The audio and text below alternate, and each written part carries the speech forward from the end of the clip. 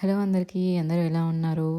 ఇక్కడ చూస్తున్నారు కదా! సో, నేను వీటితో అయితే బీరకాయ బొబ్బర్లు కర్రీ అయితే చేస్తున్నాను. సో, దానికోసం బొబ్బర్లని ఒక 2 అవర్స్ సోక్ చేసుకొని పెట్టేసుకున్నాను. నెక్స్ట్ వాటిని ఒక బౌల్‌లోకి ట్రాన్స్‌ఫర్ చేసేసుకున్నాక వాటర్ ఏసేసుకొని కుక్ చేసుకోవాలి. మరీ సాఫ్ట్‌గా అయ్యేంత వరకు కుక్ చేసుకోవద్దు.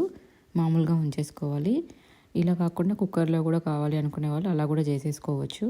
ఇంకా నెక్స్ట్ ఒక బౌల్ పెట్టేసుకొని ఆయిల్ వేసుకున్నాక అందులో ఆవాలు, జీలకర్ర, పచ్చిమిర్చి, ఆనియన్, గార్లిక్, కర్రీ లీవ్స్ ఇవన్నీ వేసుకొని ఆనియన్ ట్రాన్స్పరెంట్ వచ్చేంత వరకు కుక్ చేసుకోవాలి. ఆనియన్ మంచిగా కుక్ అయిపోయిన తర్వాత అందులో జింజర్ గార్లిక్ పేస్ట్ అలాగే పసుపు వేసుకొని మిక్స్ చేసుకున్నాక సన్నగా చాప్ చేసుకున్న బీరకాయలు కూడా వేసేసుకొని ఒక 5 to 6 minutes కుక్ చేసుకోవాలి మీడియం ఫ్లేమ్లో పెట్టేసుకొని.